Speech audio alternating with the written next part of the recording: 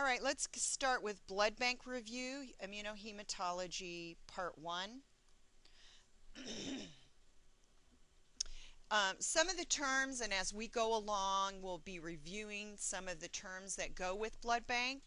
Hema-agglutination, you had this in immunology and serology, and in blood bank, what does that mean? You are looking at an agglutination reaction involving red cells. Now, why do you use an enhancer when you do blood bank?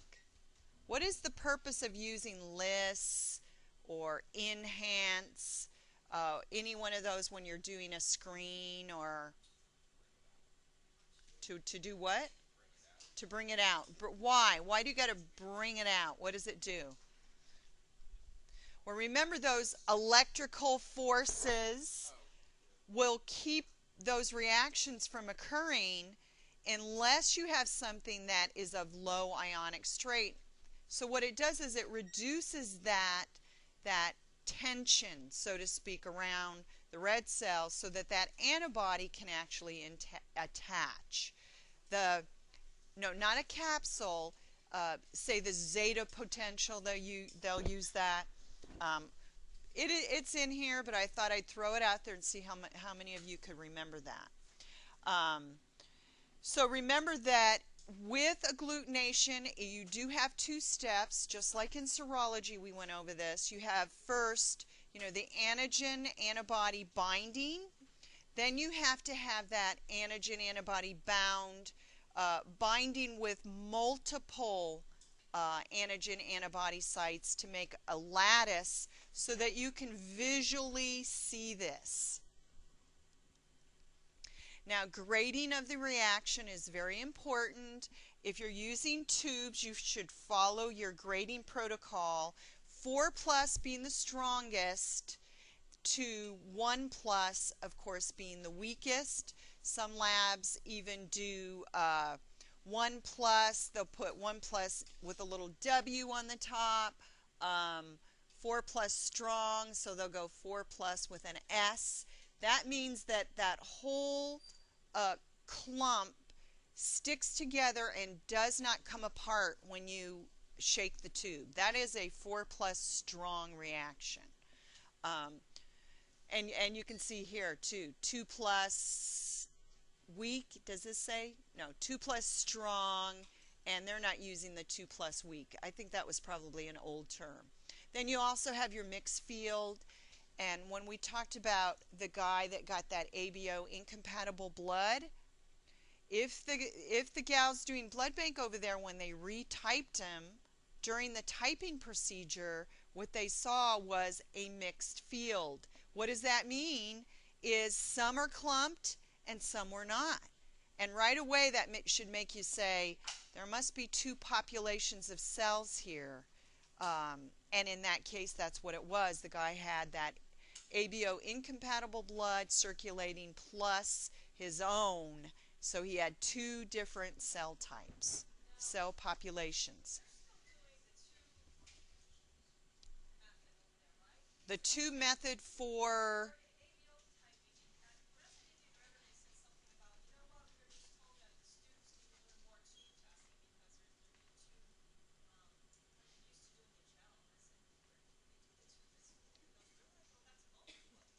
Right. I don't know either. And usually, I noticed what most labs are doing now is they do ABO typing tube method because it's cheaper, and then they'll go to some other method for screening and identification of antibodies. Now, HCA is going to solid phase. So at Lawnwood, they're using solid phase, and also Martin has been using solid phase. So they are phasing out gel at those places and going to this solid phase. But always the backup is going to be tube. St. Lucie Medical Center is going to solid phase because they're an HCA, along with Lawnwood. They're going to solid phase. All right. So going to solid phase puts you more in the automated category of blood bank. Now, back in my time when I first learned blood bank, to think about automation of blood bank is, you were like, oh, that's never going to happen. But the farther along we get in automation and knowing how automation can occur, less mistakes really can be made if you're using your barcode system with solid phase and or gel technology that is also barcoded. So many labs are feeling much more comfortable with those kind of situations and feeling comfortable with going to barcoded automated identification, ABO, etc. All right, here you have your gels. Note that if you have a button, once you centrifuge, that goes to the bottom, this is your negative. So you can see the grading goes from a layer on the top of the gel is considered 4+. Then anywhere in between, you can see that's 3+. Here you have kind of a mixed field down throughout. That's 2+. Your 1+ comes up from the bottom. So I think gel is easier to grade, and I think for it is not as subjective, because you look at this picture and you go, that's a 1+. Okay. Now, I have not myself done gel, but to me this looks much easier to identify and much easier to not miss a suspected antibody, because even if you have a 1+, if you had something like this that had just a little bit of like red up the top here, you would know, well, that's not negative. It's a weakly positive cell. All right, the antiglobulin test. What is the antiglobulin test itself? Remember, there are two types of antiglobulin test: the indirect antiglobulin test and the direct antiglobulin tests. And before we even get to those slides, let's review what does it mean when you're doing the direct antiglobulin test. So it's in vivo. Remember, you are directly testing the patient's red cells with the reagent, which is an anti-antibody, the green stuff, the Coomb's reagent, to see if the patient has an antibody that has attached in vivo circulating. Now, the indirect antiglobulin test means that you're taking the patient's serum to see what kind of antibodies are present, if any. So you're going to incubate. There's an incubation phase. So remember, direct means the patient's red cells. Indirect means the patient's serum or their antibodies, because there has to be an incubation step with indirect. Those antibodies in the patient's serum have to attach to the reagent red blood cells in that 15-minute incubation or whatever timing you're doing. Question? Now remember, serum and plasma we're going to use interchangeably. Most labs have gone to using totally EDTA plasma because many patients who are on heparin or have clotting problems, which can cause problems with blood bank. They now find that there is no problems with antibody identification with plasma. It used to be we did not use that. So if I'm using the term serum testing, know that now serum and plasma are going to be used interchangeably here. All right, here's your Coomb's test, just what I just said. So it's a hema-agglutination test, the direct and the indirect. So the direct tests for antibodies or other substances that are absorbed on the patient's red cells in vivo. You would also do this with a newborn infant, that newborn's red cells, they may be coated with antibody from the mom. You must wash the patient's red cells at least 3 times to remove any extraneous antibodies. And what would be remaining is the red cell with the antibody stuck to its surface. Then you would add the Coomb's reagent, which is the anti-antibody. It would bind to that antibody on the surface of the red cell, and you're going to get a lattice formation, and you're going to see a visible reaction. Here's a picture showing you have the patient's red cells. Note that here is your antibody. This is in vivo. This is circulating in the patient. You're going to wash it and add Coomb's reagent. Now, a Coomb's reagent is this anti-antibody. You see this antibody here, which will bridge these 2 antibodies together to give you a visible reaction. In the indirect process, you can see here's a clean, nice little red cell. All right, this is a reagent red cell, not the patient's red cell. Then you're going to take the patient's antibody, that would be this, and once it's incubated with this red cell, they will bind onto the surface. Once again, you're going to add the anti-antibody, and you will see a lattice formation for a visible reaction. So the indirect antibody test is an incubation phase, anywhere from 15 to 30 minutes, and the Coomb's reagent or the polyclonal or anti-IgG, depending on what your facility is using, it is usually colored, green color. Why do they color the Coomb's reagent? They color it so that you can see that it has been added. Because if you are doing multitasking, which you do in the blood bank, but you really should focus on what you're doing in the blood bank and not do other things outside the realm, because you don't want to make a mistake. But that green color does, give you a visual that you've added it. So if those reactions are negative, what are you going to add if you have a negative reaction? Check cell. And what is a check cell? It is a red cell that has an antibody on its surface. So it checks your Coomb's reagent. That's why they call it a check cell. So Coomb's reagent that is unreacted in that negative reaction will react with the check cell to give you visible agglutination.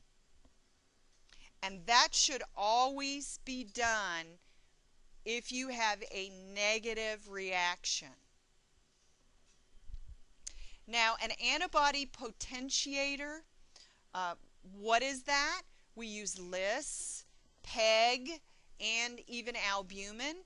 And what are we trying to do? We're trying to get the antibody and the antigen close together. Because remember, you have those negative charges, and those charges tend to give you, what is it called when they can't get close together? An ionic, I can't think of the word. When you have 2 negative charges, they repel each other. Okay, so you want to give some sort of potentiator that diminishes that repelling area in there, so those 2 cells can hook up, so to speak. Now let's talk about the reagents that are used in the blood bank. Every reagent should have a quality control, and every reagent has a reaction that it should go through on a daily basis to make sure that you have no contamination. Now, any kind of hemolysis in your reagent, if you are the first person in the morning, doing a blood bank, you should check your reagent and make sure that in the supernatant there's no hemolysis, because that could mean your reagent is going bad. So make sure you check those visually when you look at them first thing in the morning. Then you're going to react these specific reagents to known cells so that you know those reagents react appropriately. Why is that really important to do on a daily basis?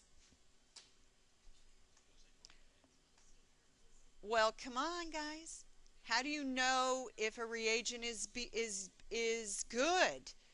Remember, if you have a reagent that is potentially not detecting an unsuspected antibody, you could kill somebody. Or what if you don't type a unit or a patient appropriately because your reagent is not working appropriately? So think about these things. Always check the reagent. Always make sure the QC on those reagents are done on a daily basis. Now, each of those reagents have a specific purpose, and most of them now are cloned from monoclonal antibodies. And for instance, anti-A, which is, what color is anti-A? It's blue, okay? Which color is anti-B? It is yellow.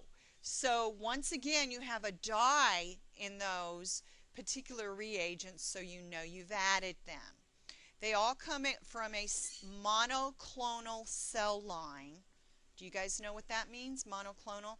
Meaning that now we have the technology to actually take a cell that will specifically give off that particular antibody. And it's a very strong reacting antibody. Usually when you're doing blood typing, you're going to get very strong reactions. So if you have a patient that's A, the blue stuff is going to be 4+ A, and you're going to know immediately. And then the yellow stuff is going to be for B, totally negative. All right, 0 reaction. All right, the second thing when you're doing reactions is to make sure that you use an adequate amount of serum and RBCs. Remember that the ratio of RBCs to blood has to do with that formation of agglutination lattices. And if you remember back to immunology and serology, one of the things that you talked about was prozone, where you had too much antibody. Antibody overwhelms the reaction. Well, in blood banking, you have to also think about that. But we usually want to make sure that that reaction is at the zone of equivalence where we are going to see the maximum reaction. So what the manufacturer's done is they have made the reagent red blood cells about 2 to 3%. So when you look at them, the color of them is about what you should make your patient red cell reaction, 2 to 3%. And that antigen then will react appropriately with the antibody in those reagent monoclonal reagents. Now, I know you guys did this. The first time you went into blood bank, you made the patient's red cells very thick. And then you added your blood typing, especially the front type. And when you shook it off, you couldn't hardly read anything, and it was almost negative. Do you remember doing that? Oh yeah. And then Mr. Vogt walked around and said, your suspension is too thick. It has to be 2 to 3%. So when you made it 2 to 3% and then whammo, all of a sudden your reactions were 4+, 3+ and 4+. And you said, okay, now I see what I'm doing wrong. So that is very important. Using 2 drops of the patient serum to 1 drop of the reagent red blood cell is also the ratio for patient antibodies to red cells. So, try to keep that in perspective when you're using, and I should try to use plasma, the patient's plasma, because you guys are already gigging me on that. But I'm old school already. I'm still the serum tester over here. All right. Now, remember, you want to also add, for whatever reaction you're doing, the proper enhancer. Remember to always read the package insert. If you are using PEG, for instance, should you centrifuge after you incubate at 37 degrees? The answer to that should be, I don't know, I better read the package insert. Because many of those enhancers you do not spin after the 37 degrees. So make sure that you always know what enhancer you're using and can you centrifuge at what point. What is the purpose of centrifugation? To see the reaction, all right? So if you do it too soon, or if you don't do it at all, you're going to miss a reaction. You also need to make sure that you are using an accurate temperature for incubation. This is something that people, just think that heating block or whatever they're putting their reactions into is always 37 degrees. Always test it. Now, when I was going through medtech school, I always had instructors that would really jack things up for me. And things like, they had a little student area, and my instructor would come over and turn the incubator, and she'd give it a twist so that I was incubating now at like 50 degrees because I did not look at the temperature. Well, that sure taught me a lesson, because when I pulled my tubes out, they're all brown. So I'm like, what is going on? And then all of a sudden I felt the incubator, it was like hot. And my instructor, of course, was over there snickering, saying that is one of the most important things that you can do. And let me tell you, it's automatic for me now. If I go into the blood bank, the first thing I do is pull the little temperature out of the heating block, and I check the temperature. It is part of the QC, but remember, throughout the day, it can change. And, I am reporting out something that is very critical. So it taught me that it doesn't matter. As soon as I put my tubes in, I look at the temperature. It's just automatic. When I put the tubes in, I check the temperature. Same like if you're incubating in a gel system, check the temperature. Don't make the assumption that Joe Blow in the morning went and took the temperature. Well, he might have, but by then, maybe somebody came in and, jimmied the knob or was putting something away and jimmied it. So it is very important to always check your temperatures. You should always use an agglutination viewer to look at your reactions. Always. Don't take those tubes and hold them above your head in the light. Don't tap them on the counter. Tap, tap, tap, tap. That drives some real, heavy-duty blood bankers crazy when they hear people doing that. Do not do that. Remember, look at your reaction in the agglutination viewer. Make sure that you have a smooth, consistent, negative reaction. If you have any question, if it looks the slightest bit grainy, what should you do? You want to go to the microscopic. Do they tell you to go to microscopic? It's that area. Well, I'm kind of the old school.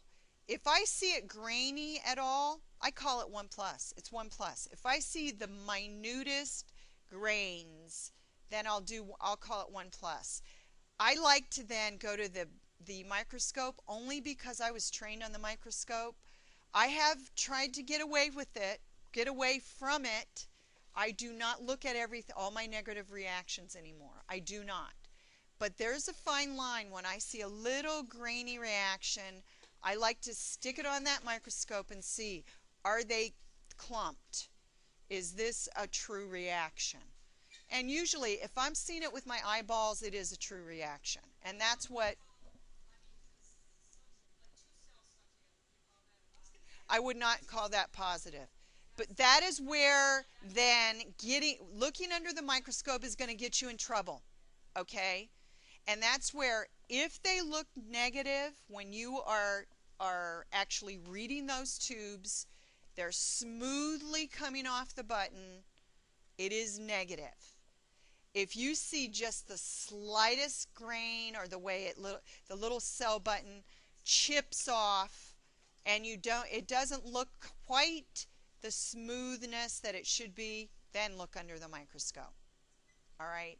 But sometimes looking under the microscope does give you that antibody that you would have missed. But I always use the thing like, okay, this patient maybe had a very low titer antibody. If we give them a unit of blood, then it's going to burst up their antibody level, and we're sure the heck going to see it the next time, right? But you don't know what condition the patient's in either. It's always good to detect even those low levels of antibodies. So if you ever have a question, when in doubt, repeat. Just don't repeat too many times. What do they do? Saline replacement for rouleau, they would do.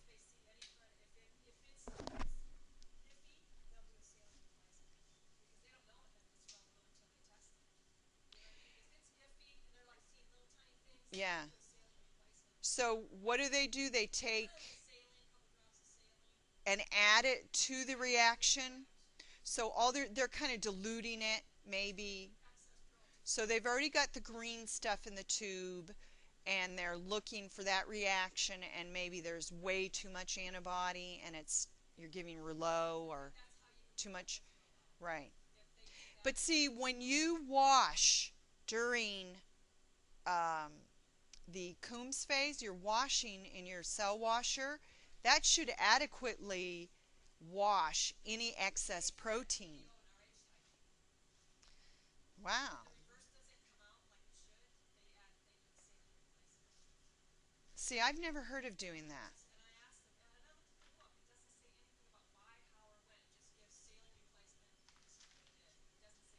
Because saline replacement, I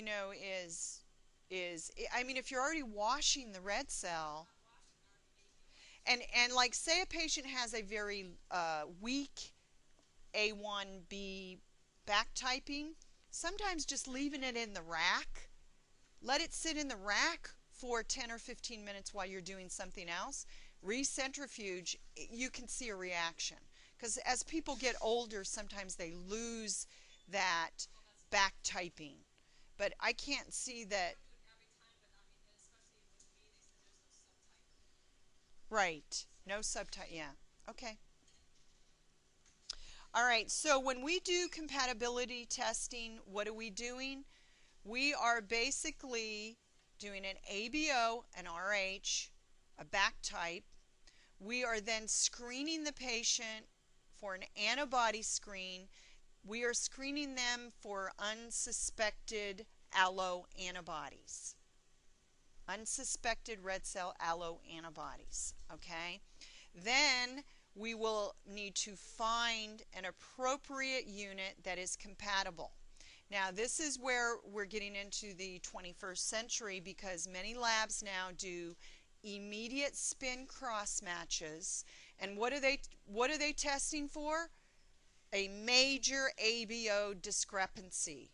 That's all immediate spin does.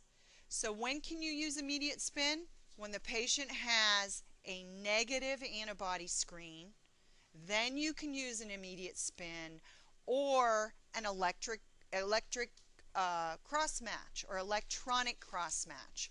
What's an electronic cross match? It is the computer actually picks the unit And by barcoding, remember it is much more accurate. You wand the unit and it says that unit can be given to this patient. This is an A patient, you can give him that A unit. All right? So you're not going to make any errors by doing that. Okay? Now, there are types of transfusion reactions. Your immediate transfusion reaction usually will occur with ABO incompatibilities. The patient is going to immediately have some sort of symptoms. You have immediate non-immunogenic transfusion reactions.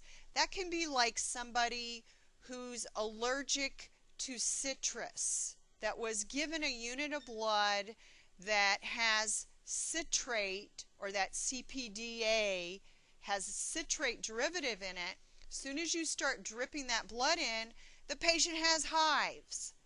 Okay, so that's kind of a non-immunogenic or non-red cell type of reaction.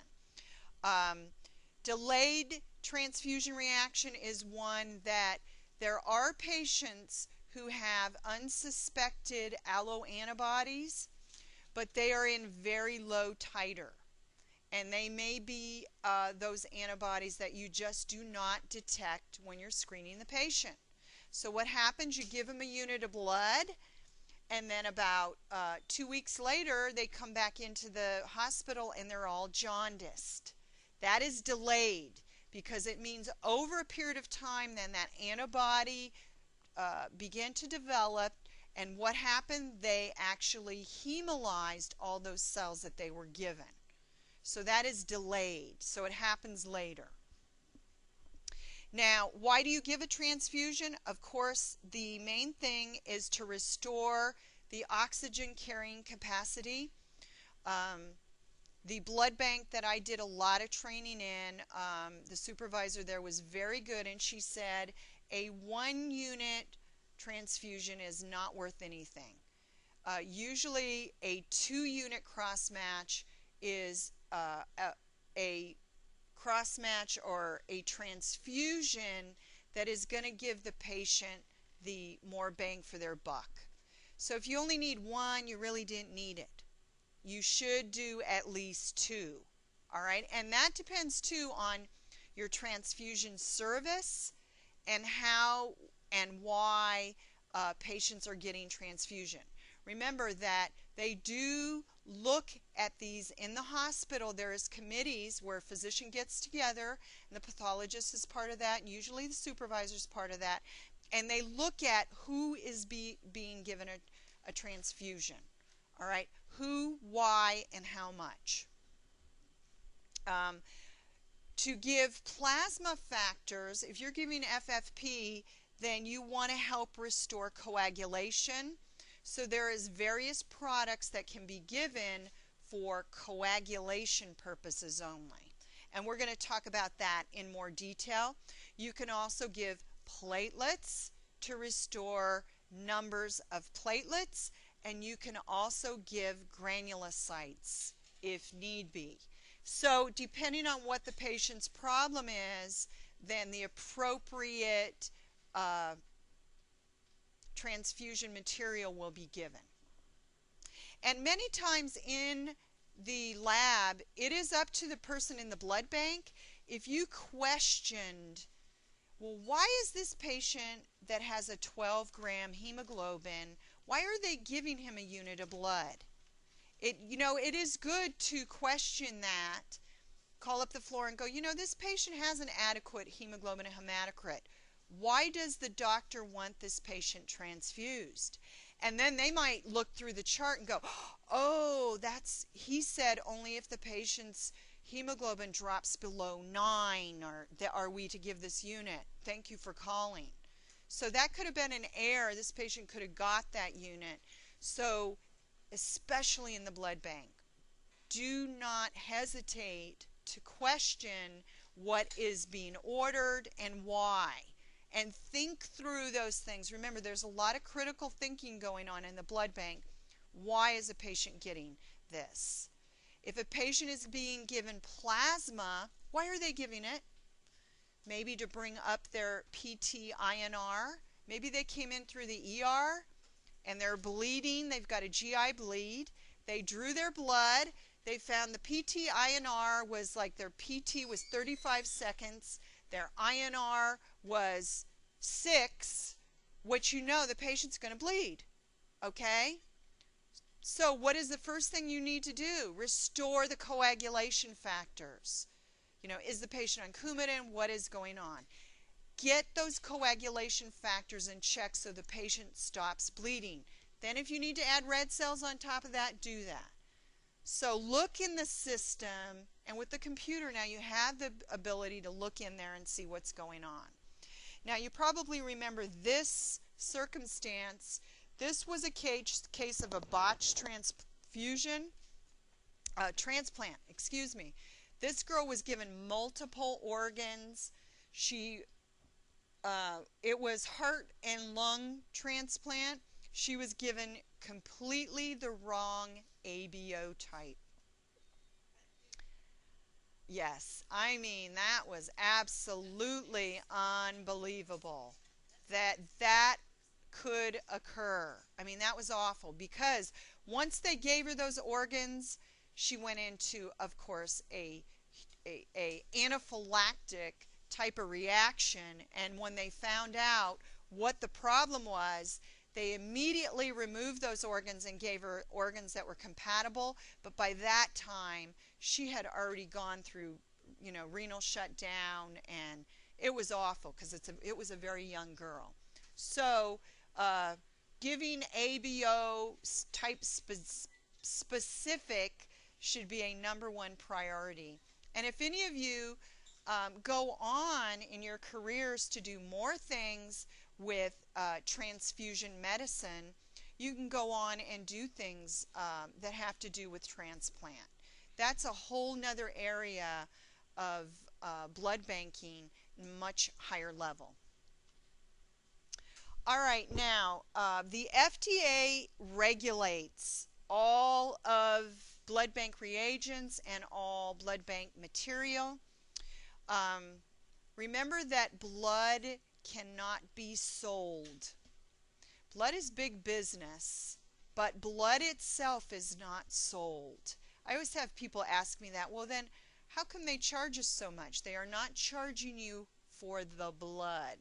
They are charging you for actually testing the blood, collecting the blood, giving the blood, but at no time are you ever charged for those red cells.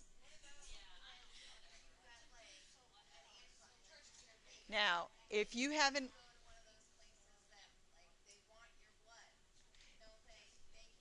now you cannot be paid for blood either. That is the question. A unusual antigen type, they can only call you up and say, would you please come and donate? They cannot pay you for blood. Any paid donor, you can still do that, Vincent, but it is not to be put in the routine blood supply and given to recipients. What that blood is used for is making reagents, research, and other areas. You can go into one of those places where you can sell your blood or sell your plasma and they give you $50. That blood cannot be put into the volunteer blood supply. Okay? Now, why is that? You know, think about it. Because if I'm a drug user, I can go in there and go, I need $50 for a fix. And go in there and get my blood drawn. And if that goes into the voluntary supply, it can taint the supply. I might be HIV positive, hepatitis B or C. You don't want that coming into the blood system. And so early on, they saw this as being an incredible problem. So blood donors are never paid. They are volunteers. Pardon me? Organs are the same thing. You cannot sell your organs for the same reason because, yes, legally sell them. I know people will give kidneys and that kind of thing, but there must be something. I don't know. Are people being paid for those kind of organs? Okay.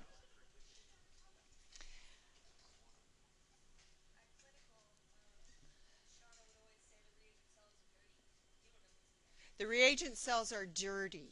Yes. And that is the truth because reagent cells can be made from paid donors. Okay. Now, this one guy that was, he was the head of the LA County blood bank system. He said, we had a donor. He goes, this guy was a very unusual blood type. He was a street person. He lived, his address was the streets of LA. And I guess he had come in one time and donated, and they found him to be this really unusual antigen type that was, you just didn't see. And so they needed those cells on a routine basis. So he'd come in every once in a while, and he said every once in a while we'd have to go down and hunt him up because we knew where he was at. And then he said all of a sudden the guy just disappeared. So he either moved to another city, town, but you would never want to put that into the routine blood supply. You can use it for reagents and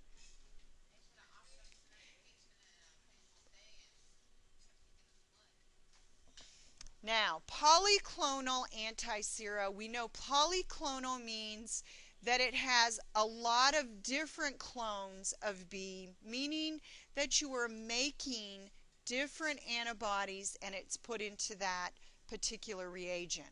Monoclonal comes from only one cell line. You are only having one antibody. Most blood bank reagents are now monoclonal reagents. Now, an autoantibody is an antibody that you are making towards yourself. Like the test question earlier, the guy with a Duffy A antigen on his cell surface would not normally make a Duffy A antibody. Think about it, okay? He wouldn't, because you will not make an antibody towards yourself unless you have an autoimmune disease, such as systemic lupus or something like that. Okay? Question?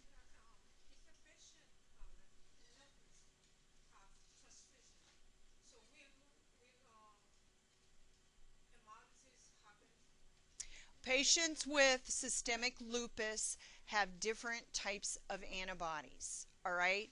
They have Smith and other kinds of antibodies, so not normally, because what they have antibodies to is nuclear antigens. Now, they may have an HLA type of reaction towards the white cells that they are given, but if you use a filter or give them leukocyte-reduced red blood cells, which we're going to talk about components next week, they will not react. So you have to look at the specific type of antibody. Systemic lupus patients do not make antibodies toward red cell antigens. That is not the disease. Okay? So we know too that little e can be autoimmune, correct? Little e is one of the big problematic types of antibodies, okay, because they will make an antibody towards themselves and they can cause hemolysis. All right? Rouleau, what is the reasoning? What is Rouleau? Stacks of coin. What is Mrs. B's favorite disease that we talk about that you have Rouleau? Multiple myeloma. Because you can use it in almost every single, we talk about it in hematology, we talk about it in blood bank, we talk about it in chemistry. So remember that because of those excess plasma proteins, their red cells stack up like coins, all right? This can cause a problem because it can look like it's an agglutination reaction. So in this case, you would want to use saline replacement techniques to resolve the aggregation, meaning that you want to wash the red cells, then put them in a particular amount of saline in order for them not to stack up like coins. All right, now your antiglobulin reagents, polyspecific, used primarily for your direct antiglobulin test. It will detect IgG or complement on the red cell surface. The monospecific, remember, usually you're going to use a polyspecific. If it is positive, then go to your monospecific so you can determine whether it is IgG or it is a complement component on the red cell. Check cells we already talked about. Those are cells that have antibody already attached to their cell surface. Draw a picture if you need to for this to show a red cell with an antibody on its surface, so that when you add it to Coombs, if you add Coombs to check cell, you're going to get a positive reaction. Now your lectins are plant extracts that are used in blood bank to determine certain types of antigens. They bind and for whatever reason somebody tried this and they found that certain of these lectins, Deliciaphorus biflorus, I always say deliciosius biflorus. That's how I can remember this, is because it is so delicious. So delicious biflorus detects A1, and Ulix eurapeus detects H substance.